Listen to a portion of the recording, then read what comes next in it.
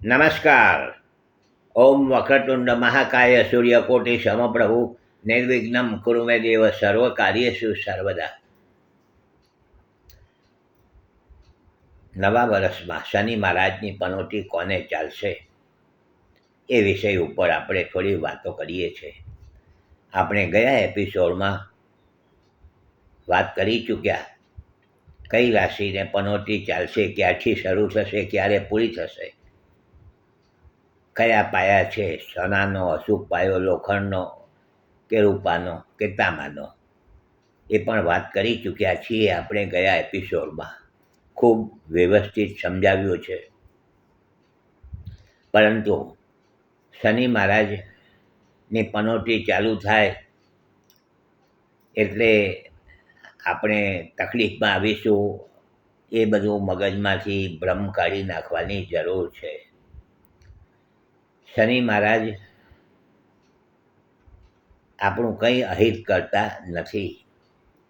શનિ મહારાજનો કોઈ એવો ઈરાદો નથી, એવો આશય નથી શનિ મહારાજનો કે આપણને પરેશાન કરે, પનોતી આવે અને પરેશાન કરે અને આપણે તકલીફમાં મૂકીએ, એવું શનિ મહારાજનો કોઈ અપેક્ષા નથી. પરંતુ શનિ મહારાજને ન્યાયના દેવ ગણ્યા છે, ન્યાયના દેવ. હવે શનિ મહારાજ જે આપણને કંઈક શુભ કે અશુભ ફળ પ્રદાન કરાવે છે તે આપણા કર્મના હિસાબે આપણને આ બધા ફળ મળતા હોય છે. એવું નથી કે આ જન્મમાં આપણે કંઈક એવા કર્મ કર્યા હોય ને ફળ મળે આવું, પરંતુ કેટલીક વખત આગલા જન્મમાં પણ કર્મ એવા કર્યા હોય તો પણ ફળ મળતું હોય છે. જન્મકુંડળી આપણી જે બને છે, જન્મકુંડળી તે કંઈ આ જન્મની નથી.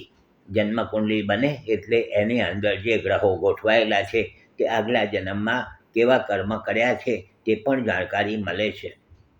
અને એવા વ્યક્તિઓને જન્મકુંડળી જોયા પછી થોડુંક સંભાળવાનું સૂચન થાય છે, એના ઉપાયો કરવાની જરૂર છે, રહેતી હોય છે, ઉપાયો કરવાની જરૂર રહેતી હોય છે.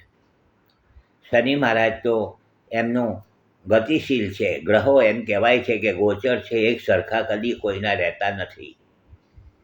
શનિ મહારાજ જે આવે છે તે આવે છે, રાશિ બદલાઈ જાય છે, આગળ ચાલ્યા જાય છે. આપણા માટે કંઈ ઊભા નથી રહેવાના કોઈ પણ ગ્રહ. તો આ શનિ મહારાજ ન્યાયના દેવ છે. શનિ મહારાજની પનોતીમાં કેટલાક વ્યક્તિઓ ખૂબ વ્યવસ્થિત પોતાનું સામ્રાજ્ય ઊભું કરી દે છે. શનિ મહારાજ એક વખત જે આપે છે જે પછી પાછું લેતા નથી.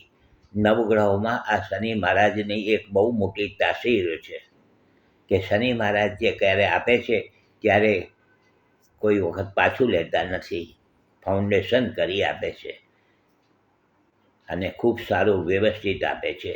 શનિ મહારાજ દૂરંદેશીના ગ્રહ છે, ખૂબ લાંબો વિચાર કરે છે, ધીમી ચાલના ગ્રહ છે.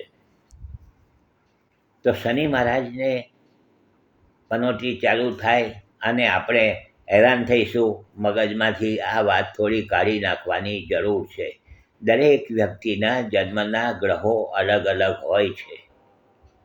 દરેક વ્યક્તિના જન્મના ગ્રહો અલગ અલગ હોય છે. શનિ મહારાજ પણ અલગ અલગ રીતે બિરાજમાન થયા હોય છે. યોગ્ય દશા ચાલતી ન હોય, યોગ્ય એનું ગોચર ભ્રમણ ન ચાલતું હોય તો આ બધી વસ્તુ સંભાળી લેવાની જરૂર છે. એનાથી ડરવાની જરૂર નથી. પછી ઉપાય આપણે કરીએ કે જેથી કરીને આપણને થોડી રાહત મળે, આપણને રાહત મળે. આ એકને એક બે જેવી વાત છે. પરંતુ યોગ્ય ઉપાય કરવાથી, જન્માક્ષર જોયા પછી યોગ્ય ઉપાય કરવાથી આપણને એનો રસ્તો મળતો હોય છે, રાહત મળતી હોય છે. 100%ની વાત છે. તો આ બધી વાતો છે શનિ મહારાજની. કાલે પાછા થોડીક વાતો કરીશું. જોડાયેલા રહેજો. હસમુખલાલ ઝવેરીના સૌને નમસ્કાર. જય શ્રી કૃષ્ણ. ઓમ નમઃ શિવાય.